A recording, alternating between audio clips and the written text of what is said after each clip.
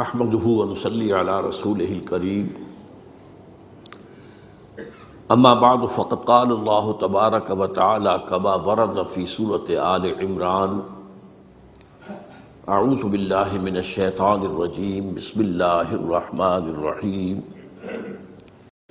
وتلك الأيام نداولها بين الناس وَلِيَعْلَمَ اللَّهُ الَّذِينَ آمَنُوا وَيَتَّخِذَ مِنكُمْ شُهَدَاءَ وَاللَّهُ لَا يُحِبُّ الظَّالِمِينَ صدق اللہ العظیم رب اشرح لي صدری ويسر لي أمری واحلل عقدۃ من لسانی یفقہوا قولی اللهم ربنا ألهمنا رشدنا وأعذنا من شرور أنفسنا اللهم أرنا الحق حقا وارزقنا اتباعه وأرنا الباطل باطلا وارزقنا اجتنابه اللهم وفقنا أن نجاهد في سبيلك بأموالنا وأنفسنا اللهم ارزقنا شهادة في سبيلك آمين يا رب العالمين۔ جمعہ 9 جنوری سے ہمارے ہاں ایک موضوع پر گفتگو شروع ہوئی ہے، اس لیے کہ ایک دن پہلے عاشورہ تھا، تو اس میں شہادت حسین رضی اللہ تعالی عنہ اس کا ذکر جو ہے آپ کو معلوم ہے کہ 10 دن سے تواتر کے ساتھ ہمارے سارے ذرائع ابلاغ کے ذریعے ہو رہا تھا۔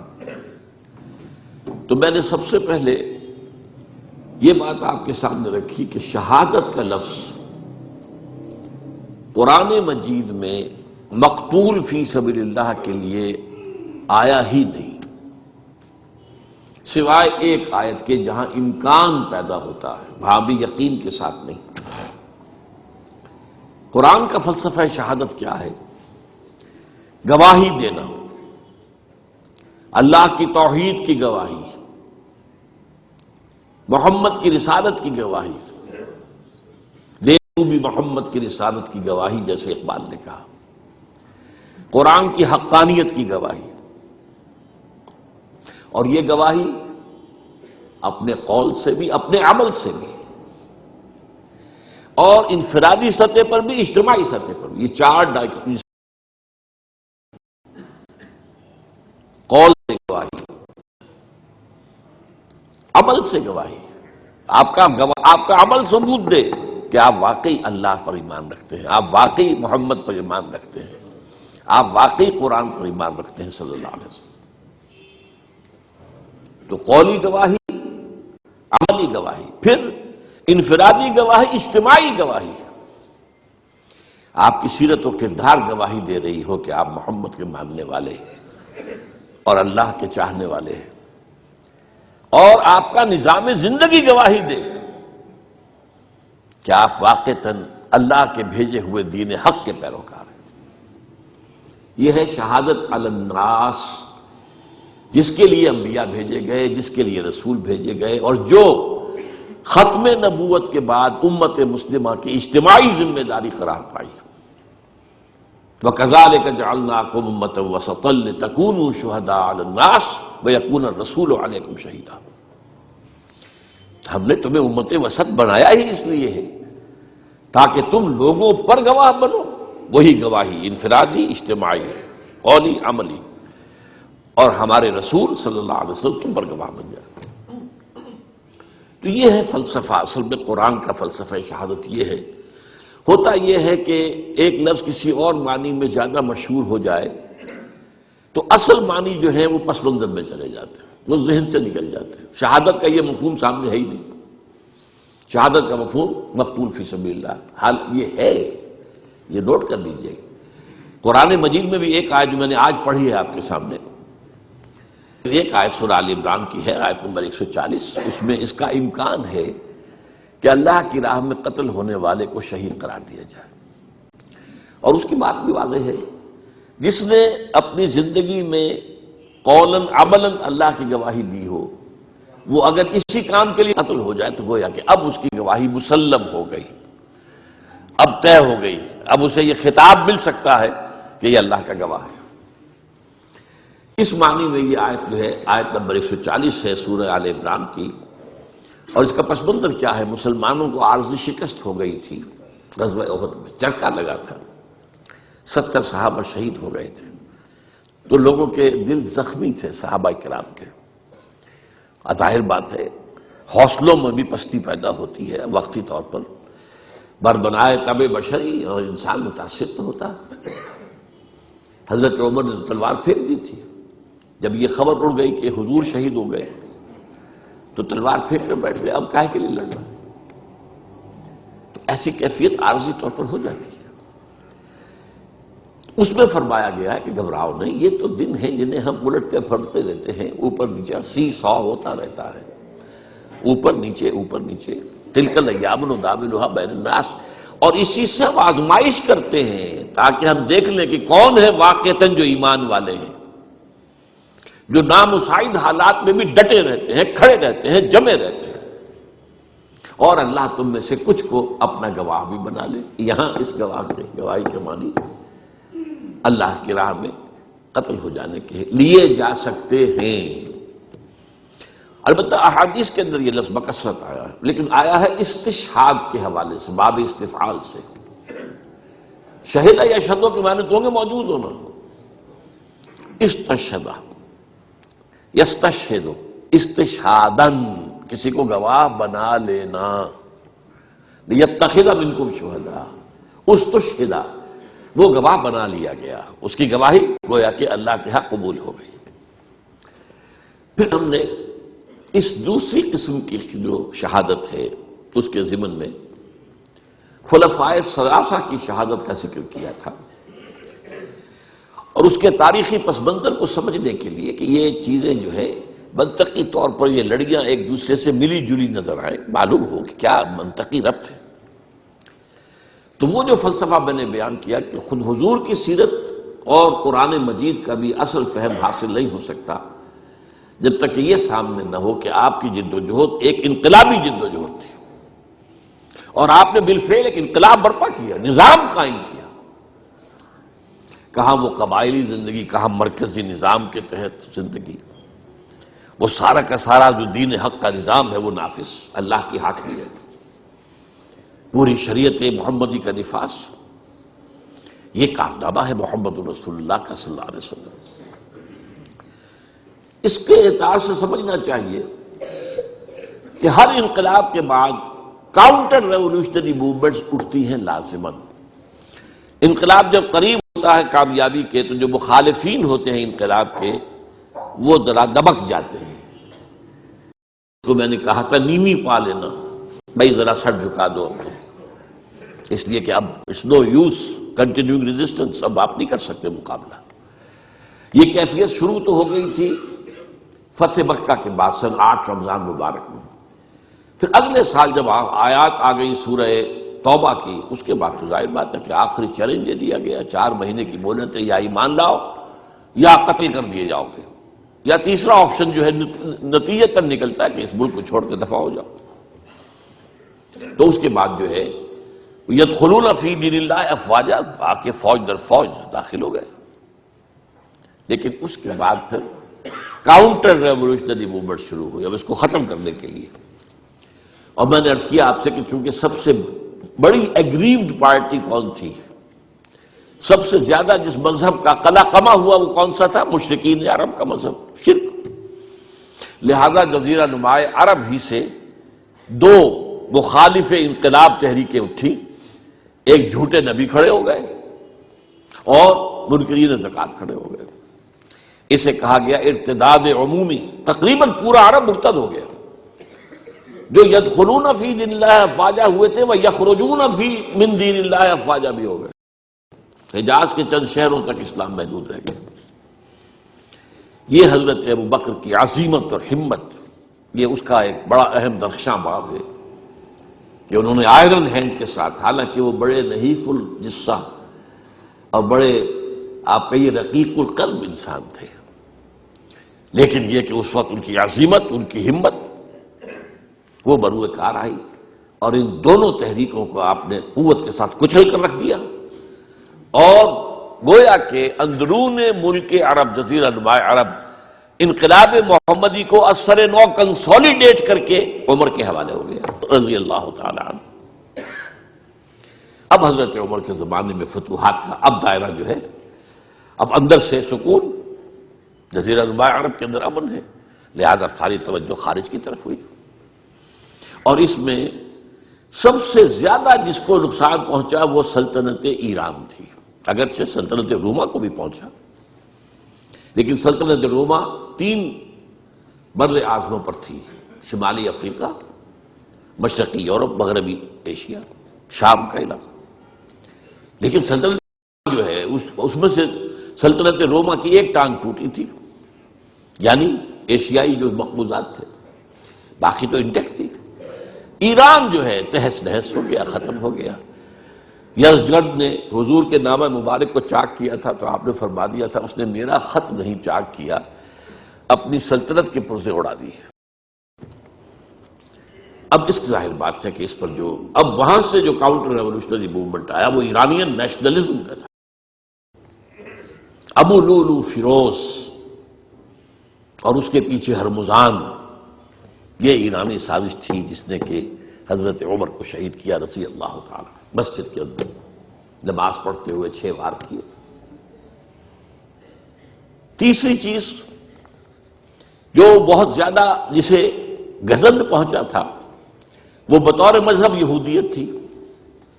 مدینے سے 3 قبیلے نکالے گئے، خیبر وغیرہ آس پاس کے قلعے ختم کیے گئے، اور یہودی جو ہے اس پوزیشن میں تو نہیں تھے کہ کوئی عسکری کوئی تحریک اٹھائیں مسلمانوں کے خلاف، لیکن عیاری کے انداز سے عبداللہ ابن سبا میدان میں آیا، اس نے اسلام کا لبادہ اوڑھا اور اندرونی طور پر سازش برپا کی۔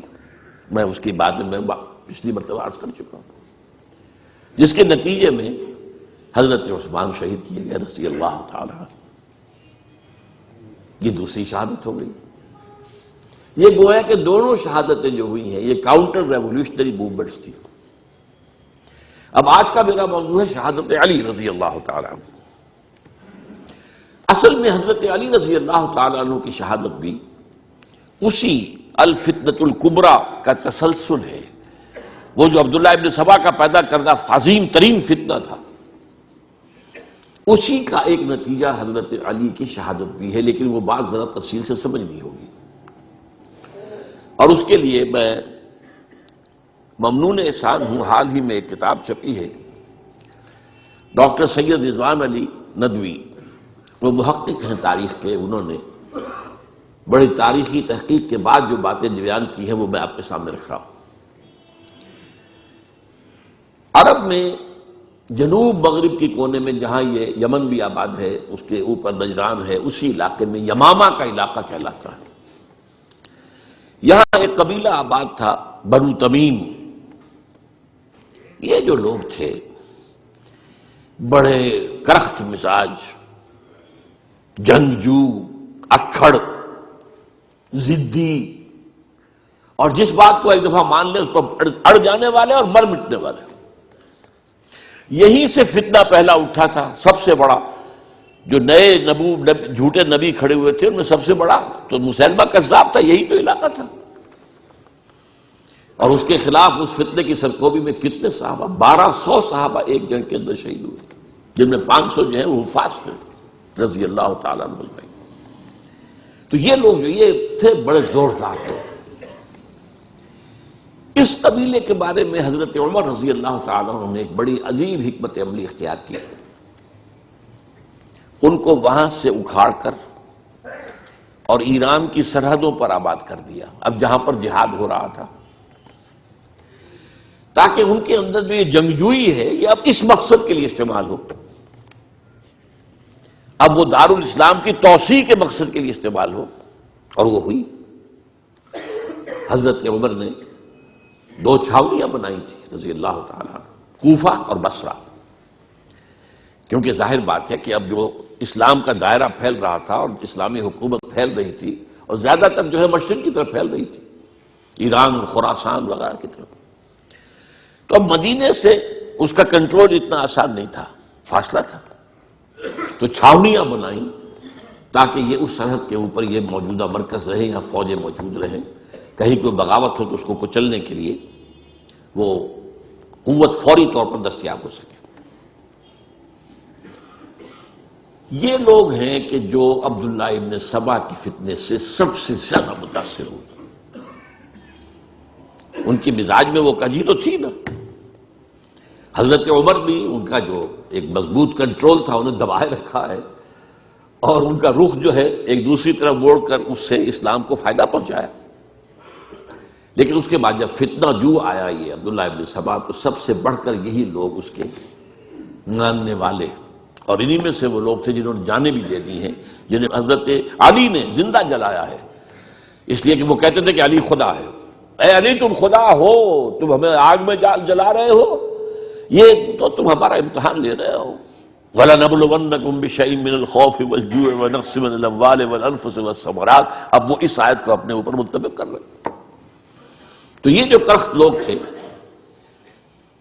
انہوں نے در حقیقت جو ہے عبداللہ ابن سبا کے کردار میں سب سے بڑا رول پلے کیا، اور انہی کے ہاتھوں حضرت عثمان شہید ہوئے رضی اللہ تعالی. اور اس کے بعد انہوں نے حضرت علی رضی اللہ تعالیٰ عنہ کو اپنے گھیرے میں لے لیا، کیونکہ انہی کی کثیر تعداد موجود تھی مدینے میں جب حضرت عثمان شہید ہوئے. اس کے بعد اب ظاہر بات ہے کہ کوئی نہ کوئی تو خلیفہ ہونا چاہیے تھا. حضرت طلحہ سے کہا گیا، انہوں نے معذرت کر لی. حضرت زبیر سے کہا گیا، انہوں نے معذرت کر لی. اب ظاہر بات ہے کہ حضرت علی آخر امت کو چھوڑا تو نہیں جا سکتا تھا بغیر امام کے. انہوں نے قبول کر لی، اگرچہ حضرت حسن روکتے رہے کہ ابا جان یہ ان لوگوں کی بیعت جو ہے آپ قبول نہ کیجیے. حضرت حسن تو ان میں سے ہیں جو حضرت عثمان کے دروازے پر کھڑے تھے پہرے دار کی حیثیت سے، حسن اور حسین رضی اللہ تعالیٰ عنہ. انہیں تو معلوم تھا فتنہ جو کون لوگ ہیں. اس کے بعد حضرت علی رضی اللہ تعالیٰ عنہ نے اسی حکمت سے، جس حکمت کے تحت حضرت عمر نے یہ چھاونیاں آباد کی تھی، دارالخلافہ بھی مدینے سے کوفہ منتقل کر دیے تاکہ پورے عالم اسلام کو کنٹرول کیا جا سکے اس مرکز کے ساتھ. اس کا نتیجہ یہ نکلا کہ اب گویا کہ حضرت علی کے گرد ان لوگوں کا گھیراؤ مکمل. کوفے میں یہی تو آباد تھے، کوفی یہی تو تھے. حضرت عمر نے انہیں لا کے یہاں آباد کیا تھا. جب حضرت علی نے کوفے کو اپنا دارالخلافہ قرار دیا تو گویا کہ ان کا پھر عمل دخل بہت بڑھ گیا. ایک طریقے سے یوں کہا جا سکتا ہے کہ انہوں نے اب حضرت علی رضی اللہ تعالیٰ عنہ کو اپنے محاصرے میں لے لیا. چنانچہ جنگ جمل کے موقع پر یہ ہوا ہے کہ صلح ہو گئی تھی. حضرت عائشہ رضی اللہ تعالیٰ عنہ کے جو نمائندے تھے اور ادھر سے حضرت علی، صلح ہو گئی تھی. طے ہو گیا تھا کہ ہاں قاتلین عثمان کو جو ہے اس کو سزا دی جائے گی، قصاص لیا جائے گا حضرت عثمان کی قتل کا. لیکن ان لوگوں نے 10,000 آدمی کھڑے ہو گئے کوفے کے اندر، ہم سب قاتل ہیں عثمان کے، لوگ قصاص ان سے اگر لے سکتے ہو. جس کے نتیجے میں اور انہوں نے جنگ شروع کر دی. اور جب جنگ شروع ہو جائے تو پھر اس کے بعد تو کوئی نہیں دیکھ سکتا کیوں شروع ہوئی، کیسے شروع ہوئی، کس نے شروع کی. اب تو یا مارو یا مرو، دو ہی باتیں ہوتی ہیں. 10,000 مسلمان ایک رات میں شہید ہوئے جنگ جمل میں. اب اس کے بعد حضرت علی رضی اللہ تعالیٰ عنہ کی خلافت جو ہے حضرت امیر معاویہ نے ماننے سے انکار کر دیا. جب تک قاتلین عثمان کو سزا نہیں دیتے ہم بیعت نہیں کریں گے. یہ نہیں کہ دعویٰ کیا ہو کہ میں خلافت کا حقدار ہوں، یہ نہیں، لیکن یہ کہ آپ کو ان کو سزا دینی چاہیے. اب یہ تھا وہ مخبصہ جس میں حضرت علی رضی اللہ تعالی عنہ وہ فرماتے تھے تم میرا ساتھ دو تو میں ان قاتلین عثمان سے سزا جو ہے ان کو سزا دے سکتا. ادھر انہیں پتا تھا کہ میں سرنڈر کرتا ہوں تو مجھے علی تک تو پہنچنے کوئی نہیں دے گا، راستے میں ختم کر دیں گے رضی اللہ تعالی عنہ. تو یہ پیچ تھا ایک جو ایسا پڑا ہے. اب اس میں جب حضرت معاویہ اور حضرت علی کے مابین فیصلہ کن جنگ ہوئی، جنگ صفین جسے کہتے ہیں، جس میں 70,000 مسلمان ایک دوسرے کی تلواروں، تیروں، نیزوں سے قتل ہوئے. اس موقع پر حضرت معاویہ کی طرف سے ایک آفر آئی. قرآن مجید کو نیزے پر اٹھا کر لوگوں نے کہا کہ یہ خون ریزی بند کر دو، ہم قرآن کا فیصلہ ماننے کو تیار ہیں. حضرت علی دیکھ رہے تھے کہ یہ اصل میں میری فتح کو شکست سے بدلنے کا پروگرام ہے.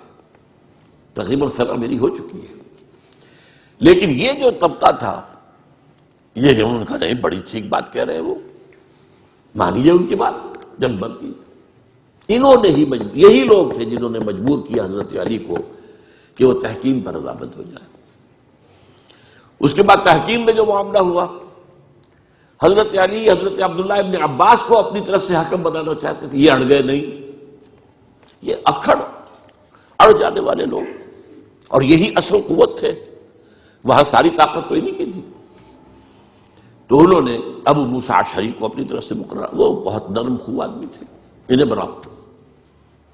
بہرحال جو بھی بات طے ہوئی، اب تاریخ کی روایتوں میں اختلاف ہو سکتا ہے، کہا یہ جاتا ہے کہ طے تو یہ ہوا تھا حکمین کے مابین، ادھر سے ابو موسیٰ اشعری، ادھر سے عمرو بن العاص رضی اللہ تعالی عنہما، کہ آپ اپنے جو کلائنٹ ہیں حضرت علی، آپ انہیں معزول کر دیجئے، میں معاویہ کو معزول کر دیتا ہوں، پھر جو ہے مسلمان فیصلہ کر لیں کسی اور کی عبادت۔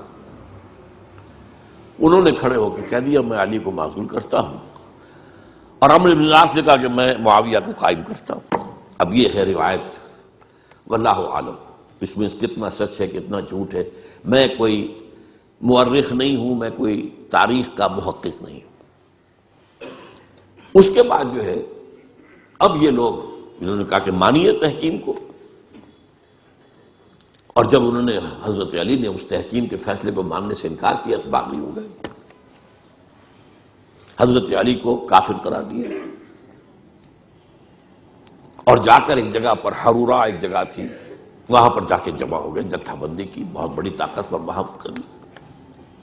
انہوں نے طے کیا کہ علی بھی کافر ہو گیا، معاویہ بھی کافر ہو گیا، عمرو بن العاص بھی کافر ہو گئے، سب کافر ہیں۔ حضرت علی کی طرف سے ایک گئے سفیر ان سے بات کرنے کے لیے، تو انہوں نے کہا تم ہی نے تو کہا تھا کہ تحکیم کو تسلیم کرو، کہ ہاں ہم نے گناہ کیا تھا، کفر کیا تھا، ہم توبہ کی ہم نے، اگر علی بھی مان لے کہ میں نے مان کر کفر کیا تھا اب میں توبہ کرتا ہوں تو ہم ان کی بات مان لیں گے۔ اور حضرت علی اس طرح کا جھوٹ کیسے بولتے، انہوں نے تو کوئی کفر نہیں کیا تھا۔ بہرحال انہوں نے پھر بھی نرمی برتی کہ دیکھو اگر تم کوئی خونریزی نہیں کرو گے، فساد نہیں مچاؤ گے تو میں تمہیں کچھ نہیں کہوں گا، لیکن وہ اپنی ان شرارتوں سے بعد نہیں آئے۔ تو پھر تیسری جو بڑی جنگ ہوئی ہے ان جنگوں میں، جنگ نہروان کہلاتی ہے، حضرت علی کی جنگ خوارج کے ساتھ، جس میں 4000 خارجی جو ہے وہ قتل ہوئے۔ اور یہ بات اب آپ نوٹ کر لیجئے کہ یہ لوگ جیسا کہ اکھڑ بھی تھے لیکن اپنی بات پر ڈٹ جانے والے تھے، لیکن ساتھ ہی دیندار بھی تھے، نمازی اور روزہ دار بھی تھے۔ یہ اس طرح کے لوگ نہیں تھے کہ جو فاسق اور فاجر، بس یہ مزاج کا ایک ہے، جس بات دل میں بیٹھ گئی اڑ گئے۔ تو یہ اصل میں انہوں نے پھر فیصلہ کیا کہ اور تو ہمارے بس میں اب کچھ نہیں ہے، ان تینوں کو قتل کر دیا جائے، علی کو بھی اور معاویہ کو بھی اور عمرو بن العاص کو بھی۔ تو ایک جگہ ان کی سازش ہوئی، 3 آدمی معین ہو گئے، ایک ہی وقت کا طے فیصلہ ہو گیا، فلاں تاریخ کو فجر کے وقت تم جاؤ، وہ تم کوفے کی جامع مسجد میں، جب علی نماز جماعت کرا رہے ہو خنجر مارو انہیں۔ اور یہ اس کا نام ابن ملجم تھا، خارجی، یہ وہی لوگ بنو تمیم کے لوگ۔ دوسرا جو تھا وہ دمشق میں حضرت معاویہ کو قتل کرنے شہید کرنے کے لیے پہنچ گیا۔ تیسرا مصر پہنچ گیا حضرت عمرو بن العاص کو۔ اب یہ بات اللہ کی طرف سے ہے، یہ تو اس کی مشیت ہے، اس کا فیصلہ ہے۔ حضرت علی پر وار کارگر ہوا، آپ شہید ہو گئے۔ حضرت معاویہ پر وہ وار ذرا اوچھا پڑا، زخمی تو ہوئے لیکن آپ کی جان بچ گئی۔ عمرو بن العاص اس روز مسجد میں کسی معذوری کی وجہ سے، عذر کی وجہ سے فجر میں آئی نہیں سکے، لہذا حضرت علی کی شہادت ہو گئی۔ اب یہ ہے اصل پس منظر، کن لوگوں نے کیا شہید، اصل میں وہ سمجھ لینے کی بات ہے۔ یہ خوارج نے شہید کیا، لیکن خوارج کا فتنہ سبائی فتنے ہی کا آف شوٹ ہے، اسی کے ذیل میں ہے، اسی کی ایک شاخ ہے، اسی کا ایک نتیجہ ہے۔ یہ خوارج جو ہے بعد میں بھی ان کی مسلسل جو ہے وہ جنگیں رہی ہیں۔ بہرحال اس صورتحال کو یہ سمجھ لیجئے کہ یہ خلفائے ثلاثہ رضی اللہ تعالی عنہ، حضرت عمر شہید، عثمان شہید، علی شہید۔ عجیب بات ہے کہ تینوں کا نام عین سے شروع ہوتا ہے، عمر عین سے، عثمان عین سے، علی عین سے، تینوں شہید ہوئے ہیں۔ لیکن یہ کہ یہ ہے تاریخی پس منظر۔ اب اس کے بعد میں صرف آپ کو چند اشارے دوں گا، میں نہیں چاہتا کہ اس سے آگے کوئی تفصیل سے گفتگو ہو۔ حضرت علی کی شہادت کے بعد لوگوں نے، جبکہ ابھی حضرت علی زخمی تھے، انتقال نہیں ہوا تھا، آپ سے پوچھا کہ ہم حسن کے ہاتھ پر بیعت کر لیں رضی اللہ تعالیٰ۔ آپ نے فرمایا نہ میں تمہیں اس کا حکم دیتا ہوں اور نہ روکتا ہوں، یہ تمہارا معاملہ ہے، امر المسلمین ہے، مسلمان فیصلہ کر لیں جس کو چاہیں۔ چنانچہ حضرت حسن رضی اللہ تعالیٰ عنہ کے ہاتھ پر بیعت ہو گئی۔ اب معاملہ ٹھہرا حضرت حسن اور حضرت معاویہ کے مابین۔ 6 ماہ خلافت رہی ہے حضرت حسن کی رضی اللہ تعالیٰ عنہ، اور میں انہیں 5واں خلیفہ راشد مانتا ہوں۔ ابو بکر، عمر، عثمان، علی، حسن، انہوں نے کوئی اپنی قوت سے خلافت حاصل نہیں کی تھی، بلکہ مسلمانوں نے انہیں خلیفہ بنایا تھا۔ لیکن یہ اس قدر صلح جو انسان تھے، بہت نرم طبیعت کے انسان، جب انہوں نے دیکھا کہ یہ تو پھر خوریزی کا معاملہ ہو رہا ہے، ابھی معاویہ کے پاس 40,000 کا لشکر تھا، ان کے پاس بھی بڑا لشکر موجود تھا، بلکہ 40,000 ان کے پاس تھا، حضرت معاویہ کے پاس اس سے بڑا تھا۔ انہوں نے صلح کر لی حضرت معاویہ سے رضی اللہ تعالیٰ عنہ، اور وہ حدیث ان کے حق میں جو ہے پیشن گوئی تھی وہ پوری ہو گئی کہ حضور نے فرمایا تھا میرا یہ بیٹا مسلمانوں کے 2 گروہوں کے مابین صلح کرائے گا۔ یہ سن 41 ہجری کا واقعہ ہے جب صلح ہو گئی اور حضرت حسن دستبردار ہو گئے اور امیر معاویہ کو اب خلیفہ تسلیم کر لیا گیا۔ اس کو عام الجماع کہتے ہیں، یعنی وہ انتشار اور تفرقہ جو سبائی فتنے سے شروع ہوا تھا، اگرچہ اس کا نقطۂ آغاز تو بالفعل بنا شہادت عثمان، پھر وہ جنگ جمل اور جنگ صفین اور جنگ نہروان، اور اس کا ایک نتیجہ جو نکلا وہ کیا تھا کہ اسلامی حکومت کی حدود کی جو توسیع ہو رہی تھی وہ عمل رک گیا۔ وہ تو خلفاء ثلاثہ، اب یہ ثلاثہ میں گن رہا ہوں، حضرت ابوبکر، حضرت عمر، حضرت عثمان، ان کے دور میں ساری توسیع ہوئی، فتوحات ہوئی۔ حضرت علی کا دور جو ہے سارا خانہ جنگی کی نظر ہو گیا۔ وہ خلیفہ راشد ہیں، اس میں کوئی شک نہیں ہے، بہت عظیم شخصیت ہے، ہمارے نزدیک صحابہ کرام میں سوائے 3 کے سب سے بڑھ کر ہیں، سب سے افضل ہیں۔ ہاں ابو بکر، عمر، عثمان ان سے افضل ہیں ہمارے نزدیک۔ خلافت جو ہے خلفاء کے مابین ترتیب فضیلت جو ہے وہ ترتیب خلافت کے مطابق اہل سنت کے نزدیک، لیکن باقی ہزاروں صحابہ میں تو سب سے اونچے ہیں۔ اس حوالے سے حضرت علی کا کوئی قصور نہیں ہے رضی اللہ تعالیٰ، ان کی کوئی کوتاہی نہیں ہے، انہیں خلافت ملی ہی ایسے پرفتن دور میں ہے۔ اگر کہنا جو ہے اگرچہ روکا گیا ہے کہ یہ کلمہ لو مت استعمال کیا کرو، اگر یوں ہوتا تو یوں ہو جاتا، لیکن یہ کہ بہرحال ہمارا سوچنے کا ایک انداز ہے، اگر حضرت علی کو اول دور میں خلافت ملی ہوتی تو ان کے کچھ اور نتائج اور ہوتے۔ اب یہ پرفتن دور کے اندر خلافت ملی، خانہ جنگی ہو رہی ہے، اور جو حالات میں نے آپ کو بتائے ہیں، ظاہر بات ہے کہ وہ دور جتنا نہ ذرائع آمد و رفت ایسے تھے، نہ ذرائع مواصلات ایسے تھے، نہ کمیونیکیشنز ایسی تھیں، وہ تو یوں سمجھیے کہ دارالخلافہ کے اندر کے حالات جو ہیں بس وہیں پر فیصلہ ہو رہا تھا، یا پہلے مدینے میں ہوا، حضرت عثمان شہید ہوئے، اور یا پھر کوفے میں ہو گیا۔ وہ تو اصل جو بھی طاقت اس مرکز کے اندر جس کے پاس طاقت تھی اسی نے جو بھی اپنا فیصلہ ہے وہ منگا لیا۔ بہرحال یہ جو حضرت حسن نے مصالحت کی ہے، جس کی بنا پر ہم تو انہیں سلام کرتے ہیں، ان کا احترام کرتے ہیں، انہوں نے خانہ جنگی ختم کی، فساد جو ہے اس کی جڑ کاٹ دی، تعامل جماعت ہو گیا، اب امن ہو گیا۔ اور نوٹ کیجئے اس کے بعد 20 برس تک امیر معاویہ کی حکومت رہی ہے، 20 برس، اور کامل امن رہا ہے۔ اس میں یہ بھی ہے کہ ان کے تدبر کو بھی دخل حاصل تھا، یہ بھی ہے کہ انہوں نے کچھ طاقت کا استعمال بھی کیا، یہ بھی ہے کہ انہوں نے دلجوئیاں بھی کی لوگوں کو، جس کو ہم کہتے ہیں مؤلفۃ القلوب، جو زکوٰۃ کے مسائل میں شامل ہے، کچھ لوگوں کی کوشش کے شر سے اس کو روکنے کے لیے ان کو جو ہے کچھ زکوٰۃ میں سے پیسہ دیا جائے وغیرہ وغیرہ، مؤلفۃ القلوب، تالیف قلب کے لیے۔ بہرحال نتیجہ یہ ہے، تاہم یہ جان لیجیے کہ حضرت معاویہ صحابی رسول ہیں، ہم ان کو تسلیم کرتے ہیں، لیکن ان کی خلافت کو خلافت راشدہ ہم نہیں مانتے، اس لیے کہ وہ انہوں نے اپنی طاقت سے حاصل کی ہے۔ میں نے اسی لیے کہا حضرت حسن رضی اللہ تعالیٰ عنہ کی خلافت خلافت راشدہ ہے، لیکن حضرت معاویہ کی خلافت خلافت راشدہ، اگرچہ اس میں عمل رہا، اور وہ جو عمل رک گیا تھا، وہ جو مزید توسیع دارالاسلام کی، وہ دوبارہ شروع ہو گیا، خراسان کی طرف پیش قدمی شروع ہو گئی۔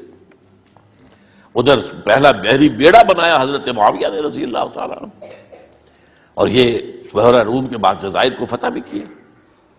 انہی کے زمانے میں مسلمان فوجیں جو ہیں استنبول تک پہنچ گئی، قسطنطنیہ تک، قسطنطنیہ کی فصیل تک پہنچ گئے، اگرچہ فتح نہیں ہو سکا قسطنطنیہ اس وقت، وہ تو بعد میں کئی سو سال بعد ترک جو خلیفہ تھا اس کے ہاتھوں فتح ہوا، محمد فاتح، لیکن یہ کہ باہر پہنچ گئے تھے وہاں تک، یہ عمل بھی شروع ہو گیا۔ لیکن انہی لوگوں نے حضرت حسن کو گالیاں دی اس کام پر کہ تم نے صلح کیوں کی ہے، امیر الکافرین کہا، امیر المنافقین کہا، اور انہیں خطاب یا عار المومنین، اے مومنوں کے لیے عار کا اور شرم کے باعث، اور ان کے خیمے پر حملہ کیا، اسے جلایا، ان کی جان کے در پہ تھے کہ تم نے صلح کیوں کی۔ یہ اکھڑ لوگ، یہ لوگ، اس کے بعد اب میں صرف اشارہ کر رہا ہوں، یہی لوگ تھے اصل میں جو 20 برس کے بعد پھر جو حادثہ سانحہ کربلا ہوا ہے اس کا مین کردار یہ تھے۔ صرف چند جملے اس وقت کہوں گا، سانحہ کربلا پر میرا کتاب جو موجود ہے وہ آپ پڑھیے۔ حضرت معاویہ رضی اللہ تعالیٰ عنہ کو مغیرہ ابن شعبہ ایک بزرگ صحابیوں میں سے تھے، انہوں نے مشورہ دیا کہ دیکھیے آپ کی خلافت سے پہلے 4 برس تک خانہ جنگی رہی، 1 لاکھ کے قریب مسلمان ایک دوسرے کی تلواروں سے ختم ہو گئے۔ اب اگر وہ زمانہ گزر گیا، کبار صحابہ تو فوت ہو چکے، بڑے صحابہ تو گئے، اب تو یہ 9 مسلم جو فتح کے بعد ایمان لائے یا اس کے بعد ایمان لائے جبکہ سورہ توبہ کی آیات نازل ہو گئی، اب تو یہ لوگ، یا پھر اب نئے لوگ جو مفتوحہ علاقے میں ایمان لا رہے، مسلمان ہو رہے، لہذا اب وہ جو مسلمانوں کا ایک نظام خلافت راشدہ کا تھا، اگر اس کے پیچھے کسی مضبوط قبیلے کی طاقت نہ ہو تو وہ مرکزیت قائم نہیں رکھ سکے گا، لہذا آپ یزید کو اپنا ولی عہد مقرر کر دیں۔ حضرت معاویہ کچھ رہے متردد، لیکن بعد میں ان کی سمجھ میں یہ بات آ گئی۔ یہاں یہ نوٹ کر لیجئے کہ میں یا آپ حضرت معاویہ کے فیصلے سے اختلاف کر سکتے ہیں، ان کی نیت پر حملہ نہیں کر سکتے، وہ صحابی ہیں، الصحابۃ کلھم عدول، ان کی نیت یہی تھی، مسئلہ سمجھی اس میں کہ وہی امن جو ہے وہ برقرار رہے۔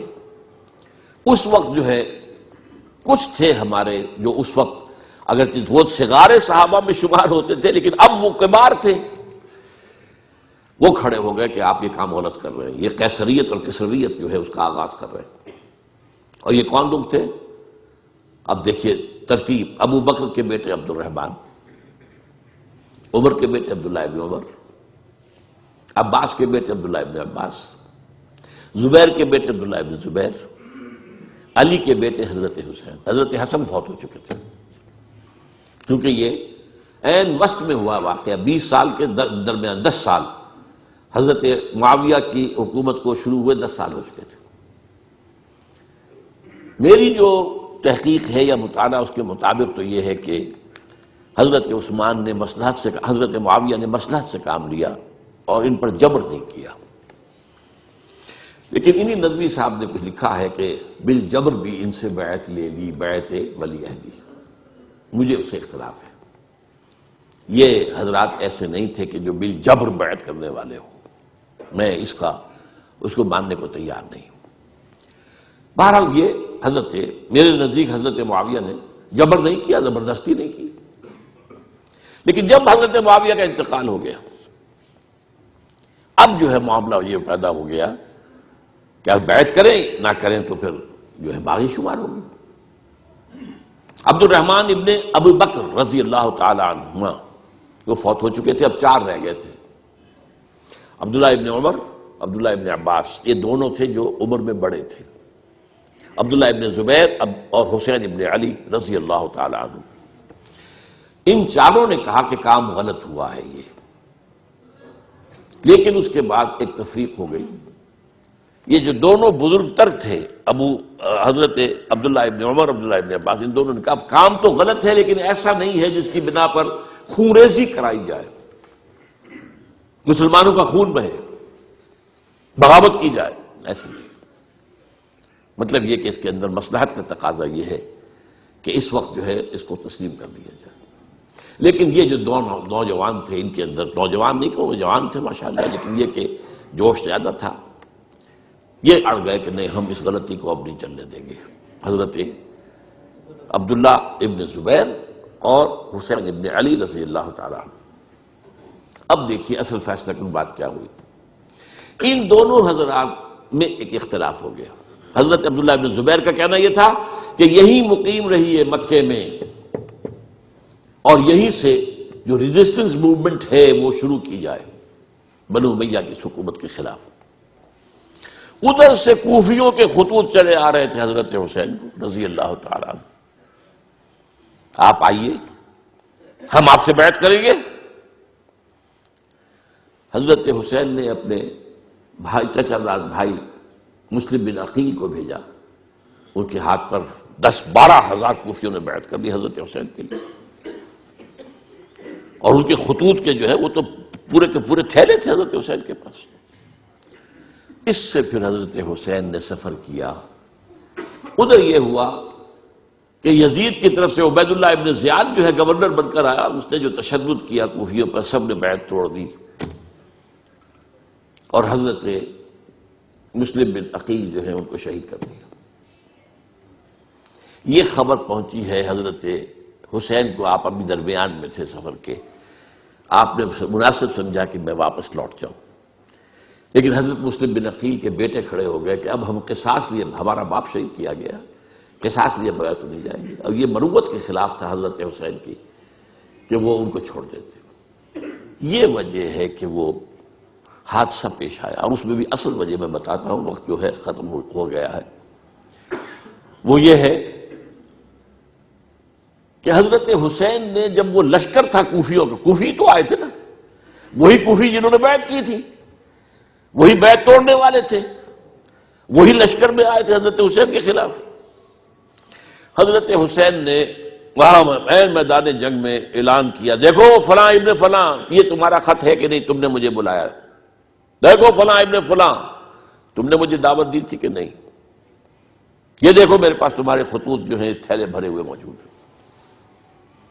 اب انہیں اندیشہ یہ ہوا کہ اگر حضرت حسین کو کسی طرح بھی یزید تک پہنچ جانے دیا گیا تو ہمارا جو ہے بانڈا پھوٹ جائے گا، پھر ہماری خیر نہیں۔ ورنہ حضرت حسین نے کہا تھا دیکھو یا مجھے واپس جانے دو، یا مجھے سرحدوں کی طرف جانے دو، میں کفار کے ساتھ جہاد کرتے ہوئے اپنی زندگی صرف کر دوں گا، یا مجھے یزید کے پاس جانے دو، میں اس کے ساتھ اپنا معاملہ کر لوں۔ انہوں نے کہا کہ اگر یزید تک ان کی رسائی ہو گئی تو پھر ہماری خیر نہیں۔ تو انہوں نے نہ صرف یہ کہ شہید کیا وہی کوفی، وہی بنو تمیم کے لوگ، وہی اکھڑ، انہوں نے نہ صرف یہ کہ شہید کیا بلکہ پھر خیموں کو آگ لگائی۔ کیوں لگائی؟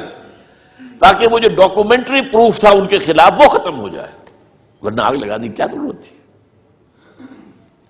انہوں نے اور تو کوئی نہیں کیا، یعنی وہ کام تو نہیں کیا کہ جو کسی مفتوح کے ساتھ کیا جاتا ہے۔ حضرت حسین کے بیٹے بیمار تھے، حضرت علی بن حسین زین العابدین رحمت اللہ علیہ، انہیں شہید تو نہیں کیا۔ جو خواتین تھیں جو ان کی کوئی بے حرمتی نہیں کی۔ یہ نہیں کہا کہ اب یہ تو جیسے کہ خوارج کہتے تھے کہ جو مسلمان کافر ہو گئے، مسلمان ہیں ان کے نزدیک کافر ہیں، ان کی بیویاں بھی حلال ہیں ہم پر، وہ تو کنیزیں ہیں، پھر فیصلہ یہ تو نہیں کیا۔ خیمے جلائے اس لیے ہے کہ وہ جو ثبوت تھا ان کے خلاف وہ ختم ہو جائے۔ یہ حادثہ فاجعہ بھی در حقیقت اسی سلسلہ سبائیہ، وہ فتنہ جو ہے اسی کا اس کی ایک کڑی ہے۔ یہ ہے وہ ہماری تاریخ کے جو ہمارا صدر اول ہے، اس میں جو یہ شہادتیں ہوئی ہیں ان کا تاریخی پس منظر۔ آج اسی پر اکتفا کر رہا ہوں۔ اقول قولی ھذا واستغفر اللہ لی ولکم ولسائر المسلمین والمسلمات۔